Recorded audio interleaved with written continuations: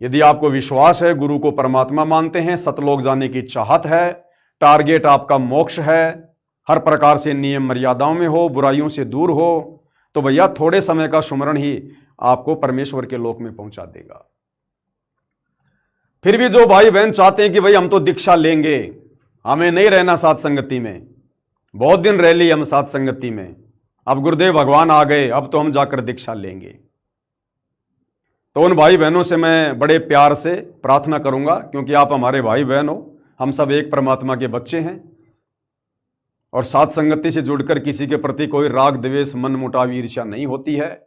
दूसरा हमारे प्रति रखे तो रखे उसके कर्म, लेकिन हम नहीं रख सकते, हम अपनी मर्यादाओं को नहीं तोड़ सकते।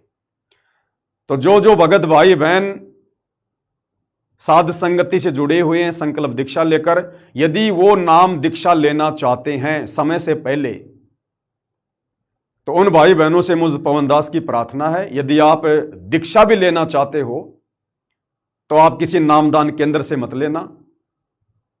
जिस आश्रम में गुरुदेव भगवान विराजमान हो उसी आश्रम में जाकर नाम दीक्षा लेना, तो आपको उस नाम दीक्षा का लाभ मिलेगा। क्योंकि बिना गुरुदेव भगवान के सिर पर हाथ रखे आपका नाम दान नहीं फलेगा, उस नाम से आपकी कमाई जमा नहीं होगी, संग्रहित नहीं होगी। मान लीजिए आप नेपाल से हैं, आपने नेपाल के किसी नामदान सेंटर से या नेपाल के सतलोक आश्रम में जाकर दीक्षा ले ली। अब दीक्षा तो आपने ले ली, अब दीक्षा लेने के बाद आपको आशीर्वाद तो लेना पड़ेगा गुरुदेव का, बिना आशीर्वाद के तो दीक्षा काम करेगी नहीं। फिर आप क्या करोगे? जहां गुरुदेव भगवान बैठे होंगे आपने उस आश्रम में जाना पड़ेगा, वहां जाकर गुरुदेव से आप आशीर्वाद प्राप्त करोगे। अरे जब नाम दीक्षा कहीं से भी लेकर आपने गुरुदेव का आशीर्वाद लेने के लिए गुरुदेव के पास जाना ही पड़ेगा, तो क्यों ना आप वहीं पे जाके दीक्षा ले लो जहां पर गुरुदेव भगवान बैठे हैं। थोड़ा बहुत तो काम करेगी वो दीक्षा, कुछ तो फायदा होगा आपको। तो अगर नाम दीक्षा भी किसी ने लेनी है तो मुझ पवन दास की पर्सनल राय है, आप किसी नाम दीक्षा केंद्र या किसी ऐसे आश्रम में जाकर दीक्षा ना लें जहां पर गुरुदेव भगवान साक्षात विराजमान ना हो।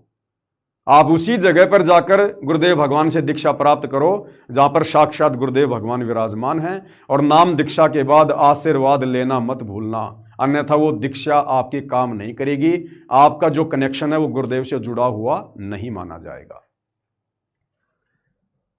तो नामदान लेना है तो सीधा धनाना आश्रम जाकर ही लेने में फायदा होगा, क्योंकि वर्तमान में गुरुदेव भगवान सतलोक आश्रम धनाना में बैठे हैं। यदि कल को गुरुदेव भगवान सतलोक आश्रम के किसी दूसरी ब्रांच में जाकर बैठ जाते हैं तो फिर धनाना जाने का कोई फायदा नहीं है। आपने उसी आश्रम में जाकर दीक्षा लेनी होगी जिस आश्रम में गुरुदेव भगवान विराजमान हो, क्योंकि आशीर्वाद बिना नाम काम नहीं करेगा। तो ये मुझ पवन दास की तरफ से एक पर्सनल ओपिनियन आप भगत भाई बहनों को जो संकल्प दीक्षा वाले दीक्षा लेना चाहते हैं।